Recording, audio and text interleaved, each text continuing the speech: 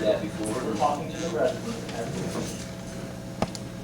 Okay, today is Wednesday, November 18, 2015, time is 6:30, and the regular meeting of the Greensburg Redevelopment Commission is called to order. At this time, please silence electronic devices.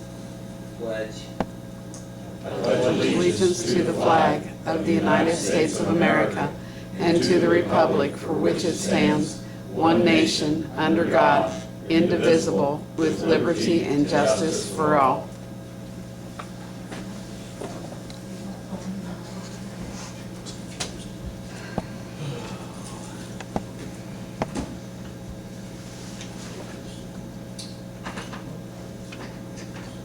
Okay.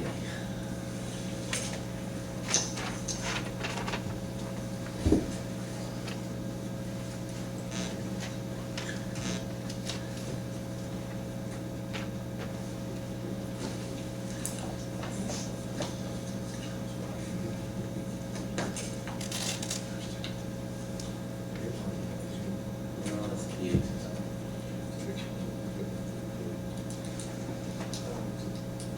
We're waiting on the recorder.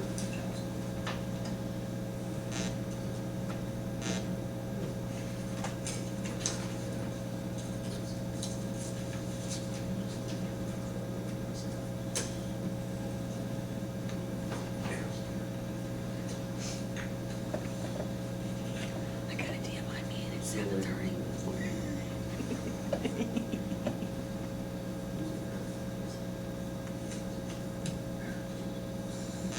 We're rolling. We're rolling? Okay, thank you. All right, did everyone get a copy of the October 28 minutes? Did you want to call the roll? Oh yeah, let's call the roll. Thank you. Rick Bass, Present. Adam Wetzel, President. David Weigel, Present. Harold Poland, Diane McKenzie's present, Shannon McFloat. Present. Okay, Darrell called, said he was working late. I think he'd be back in time. Okay, now, October 28th minutes. Is there any corrections necessary to the minutes? Okay, if there's no corrections, then they stand approved as presented, thank you. Move that the record reflects an abstention by Mr. Wetzel, who was not present.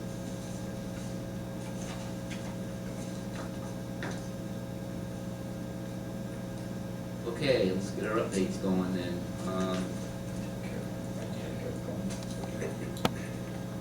Good evening. Good evening. As many of you are aware, we had our official memorial dedication and ribbon cutting ceremony for the project for Phase 1 of Veterans Way last Wednesday, which was Veterans Day, and that was the real reason that day was selected. We had what I thought was a very good turnout for the event. I've seen estimates of over 100 people there. I didn't count heads myself, but it seemed like a very nice turnout. The weather was pretty nice all in all.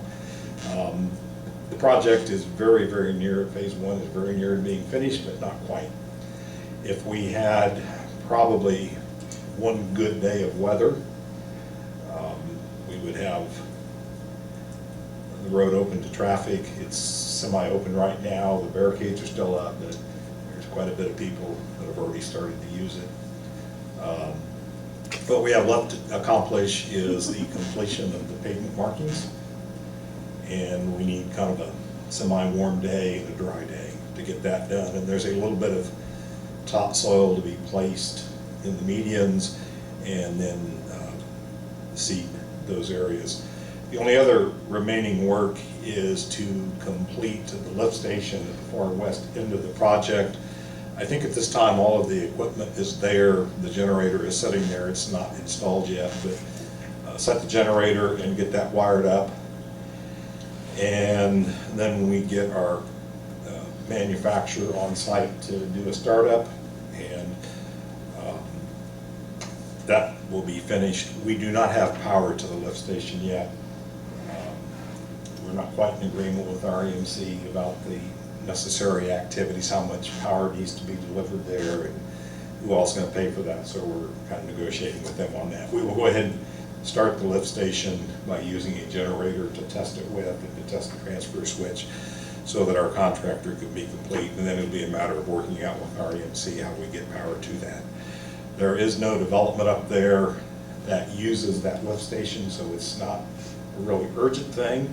We'd like it to be urgent because we'd like some development, but at the moment, it's not a pressing matter to have it powered up. We simply want to get it so we know it's good to go.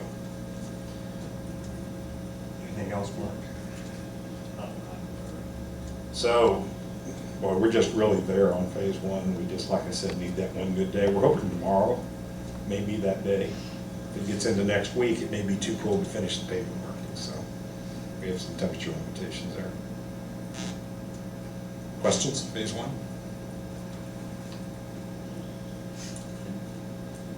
Phase two? Phase two. Phase two continues. It's in that stage, as I've said in the past, where our consultant's working away on the project, but we on our end don't see much progress. There is an issue that we've known about for a while.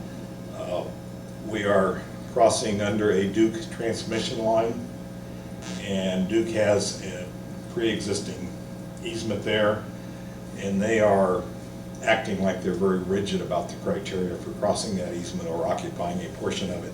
We do have a meeting scheduled with them on, I think it's the 3rd of December, to meet with Duke and discuss this. Our designer will be here, and we will sit down and see if we can't work out some acceptable arrangements to them and to the city so that we can successfully get through the area that we need to traverse. If any of you would like to attend that, I can get you more detailed information, but at the moment we're really trying to find some common ground with Duke where we can all come out the right way. Questions, comments, anyone? Okay. Thank you. Got anything, Mr. Foster? In regards to claims, I apologize, you did not receive, I don't think until the last minute, the claim for O'Mara. This is the first claim where we had an issue. If you'll notice, there was a correction on the page.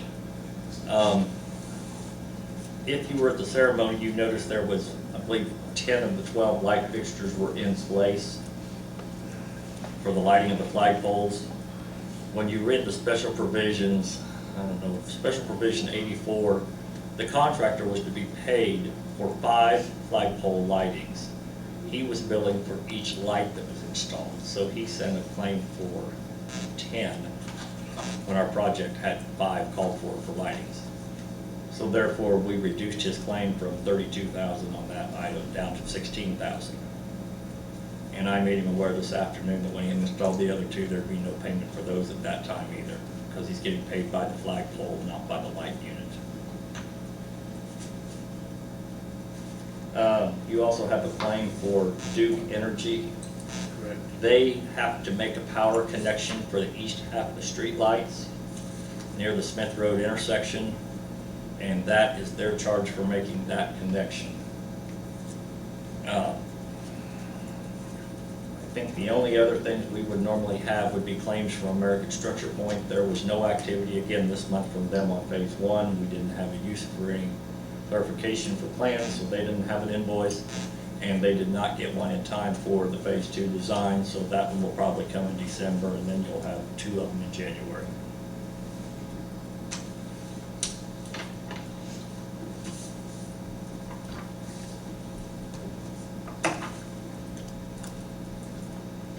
Any questions for Mark?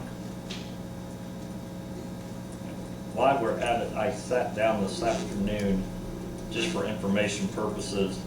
I went through our entire pay estimates, all 13 of them, looked at where we are on the contract to date. Now recognize we still have some items that we've not been billed for, but as far as the water project itself, we are nearly completed. And per the original contract, right now, without the change orders that came in, which were limited on the water side, we are about $83,000 under projected budget cost.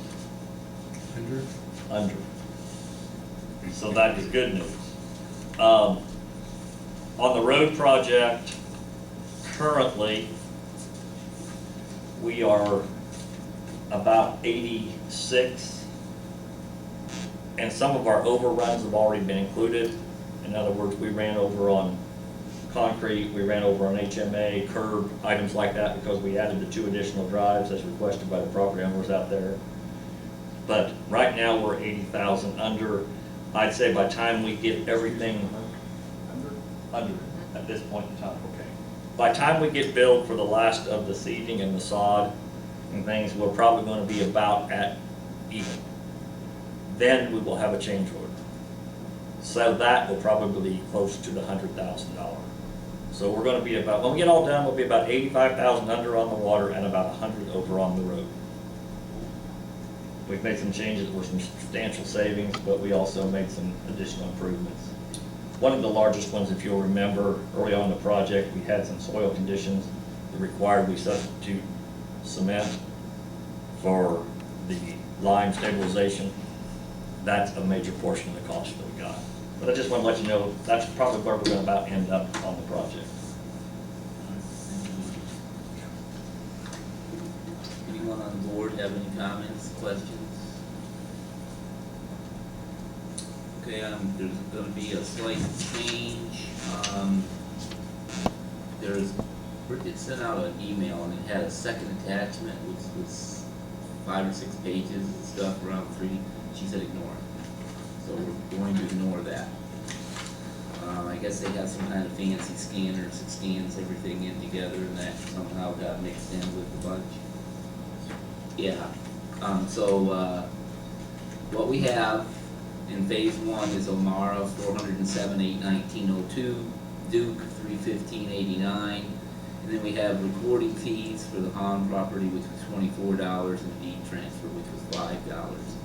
That should total up to $408,163.91.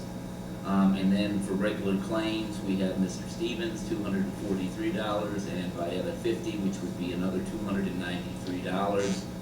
Our grand total for the evening should be $408,456.91. Bridget has asked for a draw, and that we probably won't have to draw next month if we get the property tax, but right now we're at $346,382. So she is asking for us to draw the $408,456.91. So I would like to entertain a motion. I'll make a motion to that effect that we draw this amount out of the loan. Okay, thank you. To pay our bills. Second. Thank you. Roll call vote? Rick? Yeah. Dave? Yes. Pat? Yes. Diana? Yes. Thank you. It passed. All right, and the last thing is the actual next meeting date is December 16th. When I was doing the agenda today, I didn't type over the 18th that I had, I just changed it to December. So the agenda says, your agenda probably says the 18th, but the correct date is going to be December 16th, because the next week after is the Christmas holiday. So I will once again call Bridget and make sure that's advertised for the 16th, and that will be the last regular meeting of the year. Anyone have any questions, comments, concerns? Okay, I'll entertain a motion to adjourn. So moved. Thank you.